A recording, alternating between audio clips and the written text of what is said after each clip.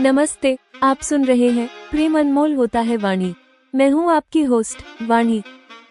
पिछले एपिसोड में राशील ने मेरे साथ अपने तलाक की कहानी साझा करने का वादा किया था।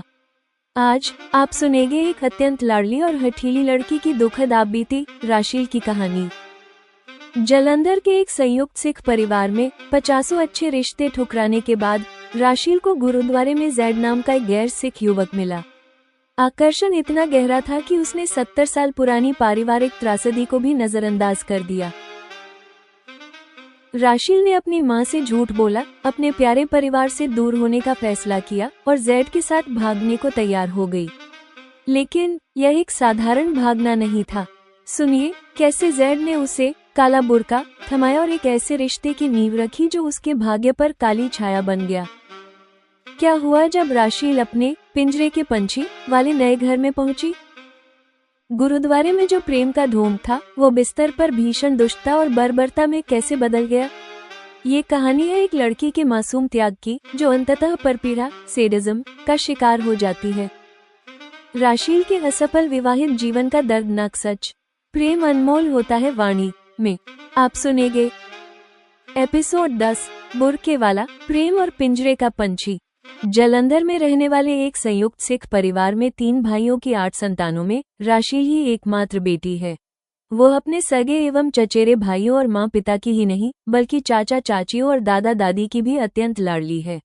यही नहीं, अपने सुंदर मुखड़े गुलाबी गोरे रंग के कारण वो अत्यंत आकर्षक लगती है। उनके परिवार को जानने वाला हर व्यक्ति उससे स्नेह करता है। इससे बचपन से ही राशील का स्वभाव अपनी हट चलाने वाला हो गया है। जब वो बड़ी हुई तो जिस भी घर में उसके बराबरी के लड़के हैं उन घरों से उसके रिश्ते आते हैं। नवयौवना राशील के मन में अपने होने वाले पति की कैसी छवि है यह कोई नहीं जानता है। वो लड़कों को या उनकी फोटो को देखती और कहती, नहीं मुझे ये लड़का अच्छा नहीं लग रहा है। राशील के मुंह से यह सुनते ही उस लड़के का रिश्ता अस्वीकार कर दिया जाता। राशील ऐसे 50 रिश्ते को मना कर चुकी है। एक दिन राशील की मां हरबिंदर ने पूछा, राशि क्या कोई लड़का तूने पहले ही तो नहीं तय कर रखा है? तू तो सुंदर धनवान या अच्छे पढ़े लिखे हर तरह के लड़कों को मना कर देती है। माँ अभी तक तो कोई नहीं है, अगर ऐसा कोई मुझे मिला तो मैं आपको अवश्य बता दूंगी। अब तक राशील के मन में कोई लड़का जगह नहीं ले पाया था। इस वार्तालाप के बाद वो गुरुद्वारा गई है। राशील वहाँ लंगर सेवा कर रही है। तब वहाँ एक लड़का भी सेवा करते हुए बहाने बहाने से उसके पास बार बार आ रहा है। पहले तो राशील ने उस पर कोई ध्यान नहीं दिया, मगर जब ये क्रम अस्वाभाविक हो गया तब राशील ने उसे देखा है। वो गठीले शरीर का ऊंचा पूरा युवक है। आज के पहले राशील ने उसे कहीं नहीं देखा है। वह सिख नहीं है, उसके केश कटे और दाढ़ी नहीं होने से ही स्पष्ट है। राशील उसे टालने और उससे बचने लगी है। वो गुरुद्वारे से घर वापस आई तो वो सोच रही है, चलो जबरन पीछे पड़ने वाले उस युवक से उसे छुटकारा मिल गया है। राशील नहीं जानती है, होनी तो कुछ और ही है। उसे उससे छुटकारा नहीं मिला। अगले लगभग महीने भर तक भी गुरुद्वारा में उस युवक का उसके पीछे पड़े रहने का क्रम चलता रहा। राशील जब जब गुरुद्वारा जाती तब तब वो युवक उसके सामने ऐसे प्रकट हो जाता जैसे वो उसकी ही प्रतीक्षा में बैठा हो। राशील ने कभी किसी लड़के को अपने मन में स्थान नहीं बनाने दिया है। कोई पीछे पड़ने वाला लड़का किसी लड़की के मन में जगह बना लेता है। राशील की ऐसी उम्र अब बीत चुकी है।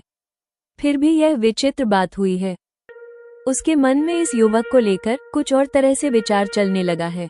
वो सोचने लगी है कि गुरुद्वारा साहिब में ये जो हो रहा है वो कदाचित गुरु हरगोबिंद साहिब के आशीर्वाद से हो रहा है। ऐसे में राशील ने एक दिन गुरुद्वारा से लौटते हुए उस युवक से उसका नाम पूछ लिया। उसने अपना नाम जैड, उस युवक का सही नाम राशील बताना नहीं चाहती है, बताया। राशील को इससे उसके सिख संप्रदाय के नहीं होने की पुष्टि हुई। राशील ने उससे पूछा, जब आप सिख नहीं हैं, तो ऐसे हर दिन गुरुद्वारा में आप क्या करने आते हैं? स्पष्ट उत्तर नहीं देकर जैड ने बात दूसरी ओर मोड़ दी है। राशील क्या आप नहीं जानती कि गुरुद्वारा में सभी को एक समान माना जाता है, इसलिए किसी के भी प्रवेश की यहाँ अनुमति होती है। वो उसका नाम जानता है। राशील को इस बात ने चौंकाया। बात इतनी ही हुई है, मगर उस दिन घर पर अकेले में राशील उदास है। उसके मन में युवक को लेकर एक आकर्षण जन्म ले चुका है। ऐसे में उस युवक का अलग धर्मावलंबी होना राशील को चिंता में डाल रहा है। वह उस दिन सोचने को बाध्य हुई है। जैद से उसके मिलने का सहयोग गुरु हरगोबिंद साहिब के आशीर्वाद से बना है, ऐसा मानना उसकी भूल है। किसी युवक के आकर्षण का प्रभाव लड़की के मन पर विचित्र तरह से काम करता है। राशील अपने परिवार का इतिहास जानते हुए भी उस युवक के पक्ष में स्वयं से तर्क करती है। गुरु नानक साहिब की वाणी में जब सब मनुष्य को समान माना गया है, तब वह किसी ऐसे व्यक्ति से विवाह क्यों नहीं कर सकती जिसका धर्म सिख नहीं है। यद्यपि राशील जैड के बारे में कुछ भी नहीं जानती है, मगर उसके निरंतर पीछा करने और उसकी अपने पर प्रेमभरी दृष्टि से वो उसके वशीभूत होते जा रही है। अंततः उसने निर्णय कर लिया, अगर जैड हाँ कहे तो वो उससे विवाह करेगी। आप सब काम छोड़कर मेरे पीछे पड़े रहते हो, क्या मुझसे विवाह करने का विचार है? एक दिन सेवा कार्य करते हुए राशील ने फुसफुसाते हुए उससे पूछ लिया। हर दिन गुरुद्वारे आकर मैं यही तो मांगा करता हूँ, जैद तपाक से बोल पड़ा। राशील को मनचाहा उत्तर मिल चुका है। लंगर की भीड़ में वो जैद से अधिक बात नहीं कर सकती है। उस दिन घर जाकर जब उसे अपनी माँ से अकेले में बात करने का अवसर मिला, तब उसने माँ को जैद से प्यार की बात बताई। उन्हें उसके बारे में भी बताया। पुत्र, ये कैसे हो सकता है?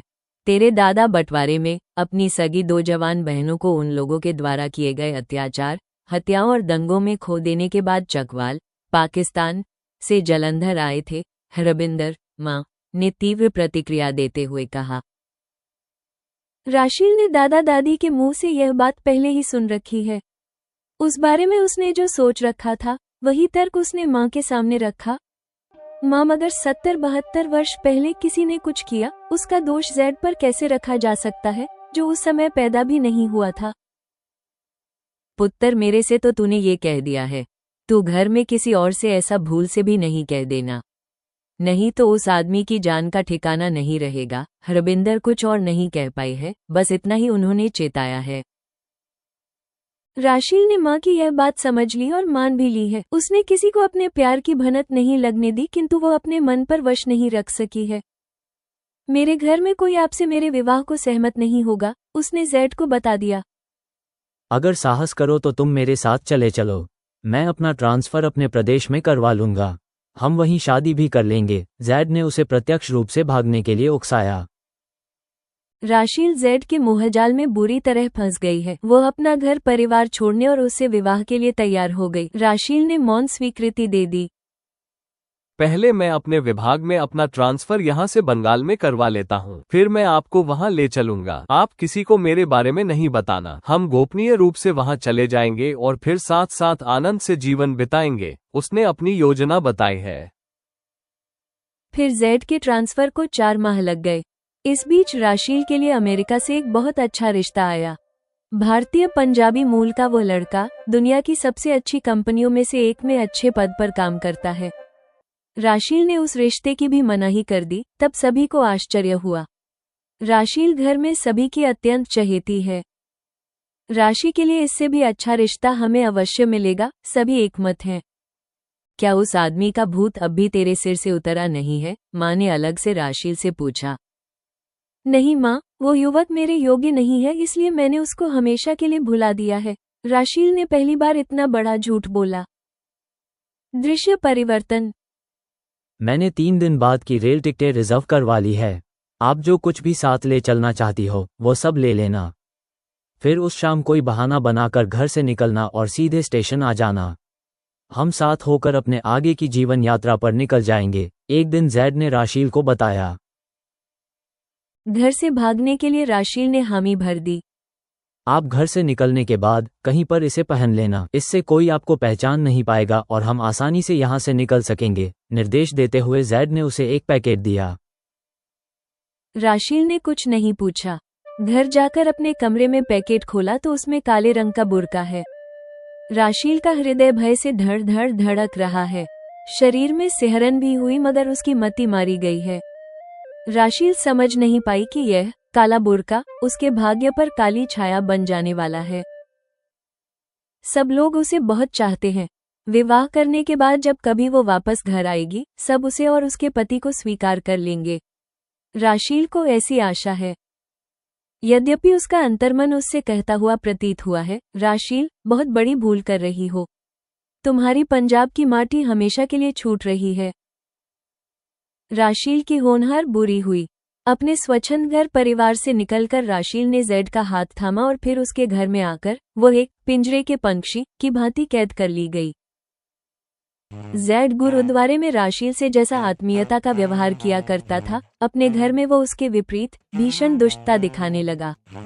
राशील को लगा, जेड उसके साथ दुष्टता अपने घर वालों के दबाव में करता है। फिर जेड ने बिस्तर पर भी बर्बरता शुरू कर दी है। सब भुगतने के बाद राशील का भ्रम टूट गया। जेड वास्तव में एक दुष्ट आदमी है। उसे राशील को प्रताड़ित करते हुए परपीड़ा शारीरिक संबंध करने से आनंद मिलता है। जेमिनाई की समालोचना और रचनात्मक मार्गदर्शन। प्रिय श्रोताओं, ये प्रेम अनमोल होता है वाणी के एपिसोड 10 का समापन है। यह एपिसोड राशील की दुखद आप बीती और उसके लाड़ दुलार वाले जीवन से उत्पीड़न अब्यूज के जीवन तक के विपरीत यात्राक्रम को प्रकट करता है। एपिसोड 10 की शक्ति और कथा विकास। चरित्र का आधार, लाडली और हठधर्मी राशील का एकमात्र बेटी होना और अत्यधिक लाड़ पाना उसे हठी और निर्णय लेने में अडिग बनाता है। 50 रिश्ते ठुकराने के बाद उसका अंतिम निर्णय जेड के साथ भागना उसकी अंध प्रेम और अडिग स्वभाव का परिणाम था। आकर्षण की शक्ति, गुरुद्वारे में जेड का निरंतर पीछा करना और राशील का इसे गुरु हरगोबिंद साहिब का आशीर्वाद मान लेना, प्रेम में बुद्धि का वशीभूत हो जाना प्रकट करता है। सामाजिक धार्मिक द्वंद्व, बंटवारे का आघात, मां हरबिंदर द्वारा बंटवारे की त्रासदी का स्मरण दिलाना राशील के निर्णय के सामाजिक खतरे को स्पष्ट करता है। ये दिखाता है कि यह केवल दो व्यक्तियों का विवाह नहीं, बल्कि दो समाजों के इतिहास का टकराव था। विश्वासघात और उत्पीड़न, बुर्का का प्रयोग, जेड द्वारा गोपनीयता के नाम पर राशील को बुर्का थमाना उसके कपटपूर्ण आशय को प्रकट करता है। राशील का हृदय भय से धड़कना उसके अंतर्मन के आगामी संकट की चेतावनी थी। दुष्टता का उत्कर्ष, जेड का घर पहुंचते ही व्यवहार में भीषण दुष्टता दिखाना और बिस्तर पर बर्बरता करना, परपीड़ा यानी सेडिज्म के साथ शारीरिक संबंध बनाना भयानक विश्वासघात को प्रकट करता है। ये राशील की पीड़ा का मूल कारण है। यह एपिसोड राशील के दुख को स्थापित करता है, जो अब अलका और वाणी के लिए नए दायित्व का मार्ग खोलता है। ऑडियो प्रस्तुति के लिए मार्गदर्शन। वाणी का स्वर राशील। ये खंड राशील की आप बीती है, इसलिए राशील का स्वर कहानी सुनाने वाले की लय में होना चाहिए। लाड़ दुलार, आरंभ में राशील का स्वर आत्मविश्वासी और हठी हो। धार्मिक द्वंद्व, मां के संवाद बंटवारे की बात के बाद राशील के स्वर में चिंतन और असंतोष का भाव आना चाहिए। विश्वासघात, काला बुर्का वाले क्षण में स्वर में भय की सिहरन हो। अंत में जेड द्वारा बर्बरता दिखाने के क्षणों में राशील का स्वर पीड़ित, टूटा हुआ और गहन दुख को प्रकट करने वाला होना चाहिए। पात्रों का स्वर, हरबिंदर माँ का स्वर चिंता, स्नेह और असुरक्षा से भरा होना चाहिए, विशेषकर जब वो जान को खतरा बताती है। जेड का गुरुद्वारे में स्वर चालाक और आकर्षक हो। घर में प्रवेश करने के बाद उसका स्वर कठोर, अधिकारपूर्ण और दुष्टता से भरा होना चाहिए। संगीत बीजीएम, प्रेम का आरंभ, गुरुद्वारे में मिलते समय माधुर्यपूर्ण और आशावादी संगीत हो। संकट और पलायन, बुर्के के रहस्योद्घाटन पर संगीत गहन और खतरे का भाव उत्पन्न करे। अंत, जेड की बर्बरता के क्षणों में संगीत अत्यधिक धीमी, उदासी और भय की ध्वनि में समापन होना चाहिए। एपिसोड 10 समाप्त।